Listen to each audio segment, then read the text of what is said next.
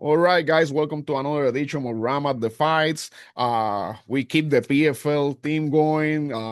We have been recently covering PFL Chicago. We interview Justin Clark, who will be PFL Cape Town this next Friday. And today, my guest will be debuting PFL in Atlantic City August 1st when they're gonna celebrate the starting the finals of the tournament. But he will be opening the car in the prelim car, making his debut is Tom Pagliarulo. Tom, how you doing? I'm good, brother. How are you?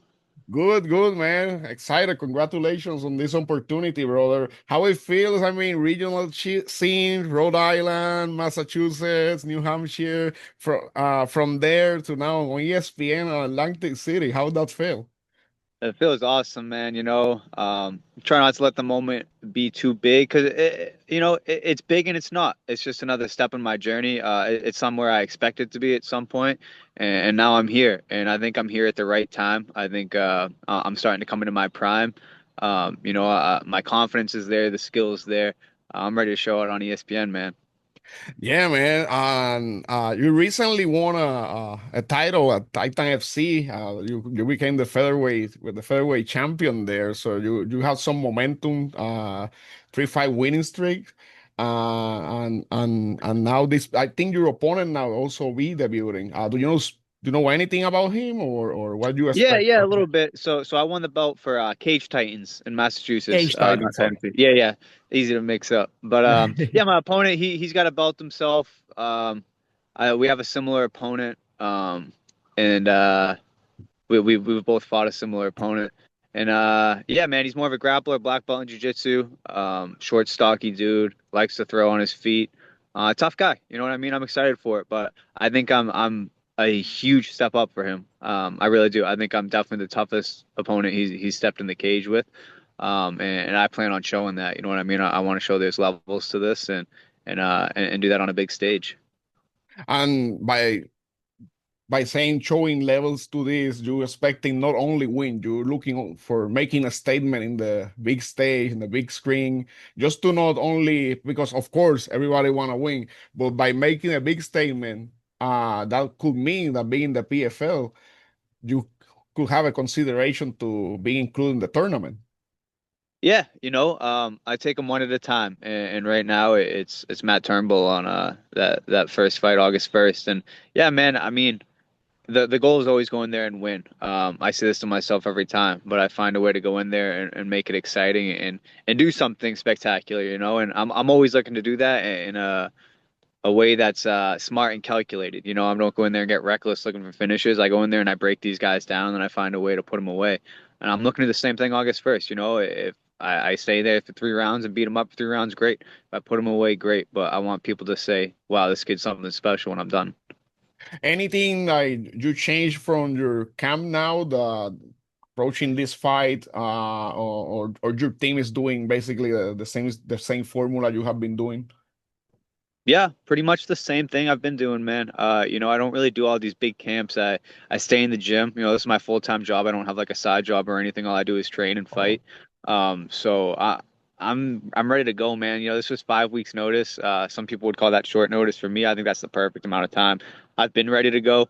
This just allows me to kind of dial in the weight a little bit, put on the final touches that we need to do, and then get in there and compete. So yeah, man, not much changes other than kind of preparing for certain things we think he might bring, and just honestly focusing on being what am I gonna do best. You know what I mean? And just keep focusing on that. And I mean, you're used to fight like in the northeast side of the country. New Jersey is basically there. You're expecting a lot of family, friends, traveling there to support you. Yeah, yeah. I got some people making the trip and I'm looking forward to seeing everyone's little watch parties at home too, being Nice. on TV and stuff. That's always cool for me. I made my pro debut in Philadelphia, where actually this kid's from. And so I fought a hometown kid for CFFC, and that was really cool. I got to go in there, kind of silence the crowd, be on the road with just me and my team. I think I had one person who made it out there and came and watched, and I was in this kid's hometown. And yeah, we put on and did our thing. So I'm looking forward to kind of doing that again. This kid, he's from Philly. That's closer to Atlantic City than I am. I know he's probably gonna have a good amount of people there, but I love being in enemy territory, man. So I'm looking forward to it. Wow, so in your debut, you and a friend by your own. Did you feel any pressure on that night, like from the Little crowd? bit, man. It was UFC Fight Pass. It was 4 days notice. This kid he had a whole camp, and then his opponent fell through. He sold a bunch of tickets. So my manager called me and said, "Hey, we got this opportunity to make your pro debut." This was right after COVID, so I didn't know when I was going to be able to fight again. So I Oh, was like, you know what? Let's do it. I made the weight, 4 days notice. Went in there and I stopped this kid. Tough opponent. My opponent I'm fighting actually just his last losses to this kid. I went in there and I put him down with a knee, got on top of his corner, actually threw the towel in. So I did pretty good in that one. It was a good experience. Get on the road, be in enemy territory, and come home with a W. man, no, that's awesome. So you're used to it wasn't like a big stage like this, but you're used to the pressure and controlling your nerves and stuff. No, man, that's great. Uh, Yep. I, I always ask everybody that I interview about their beginnings. So how Tom Pagliarulo started in MMA? How you get into this world?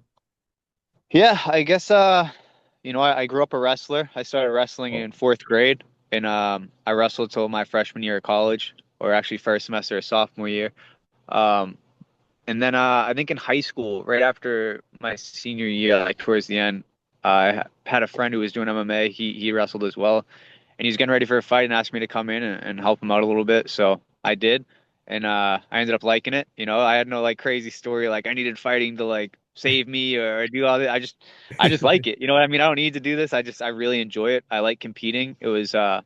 I liked being able to wrestle and hit someone. I was like, I feel like I'm a little better at this than I am wrestling. So, yeah, that's kind of how I got into it, man. Just always been around combat sports with wrestling. I did karate. I always watched the UFC on like Spike TV back when it was on there. And it's funny, man. I remember watching it on TV. And I remember telling myself, thank God I never have to do this. I thought it was so crazy. I was like, these guys are nuts. And now here I am, going into my 12th pro fight or 13th pro fight. Yeah, it's crazy, man. It's a crazy journey, but I love it, and that's why I do it. And any fighter that was an inspiration for you as you were watching as a young guy? Yeah, I always liked Forrest Griffin. I don't know why. He kind of reminded me of my wrestling coach, I think. Something about him just right. He kind of even looked like him. But I just liked how he was just like gritty and got in there. And he wasn't the most technical, but he was a gritty dude. And then obviously as I got more into the sport, like guys like TJ Dillashaw, just from like a technique standpoint, watching him break it down. I've always been a huge Corey Sandhagen fan. I take a lot of inspiration from him. I actually got to do a seminar with him a few weeks ago, and that was really cool. So I think similar build, similar style. And then obviously my core teammates, Rob Font and Calvin Cater, who's actually fighting tomorrow. They've been like mentors to me since I was an amateur. Rob really took me under his wing and got me to where I am now. So obviously got a special place for those guys when it comes to being a fan of the sport. But yeah, there's a lot of guys out there that I've drawn inspiration from. Oh, so yeah, and that made a lot of sense as your striking get better because you train with high level striker that you mentioned out there. Yeah, yeah, yeah.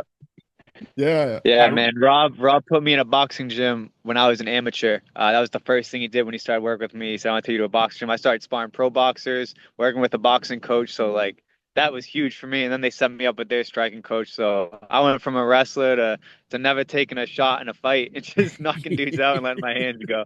But I still got the wrestling. I still got Yeah, it. but you know what happens sometimes? Like the wrestler fell in love with the striking and sometimes forgets about the did it happen to you sometimes or Oh, you man, um, trying to still wrestle every like at least probably once a day. I'm wrestling. I love it. I coach wrestling. So oh. I'm always on the mats. But I guess in a fight, like I just no one's given me a reason to really have to like force myself to wrestle yet. And I'm having a lot of success on the feet. I think I'm really a pain to deal with on the feet. I'm long and rangy for the weight.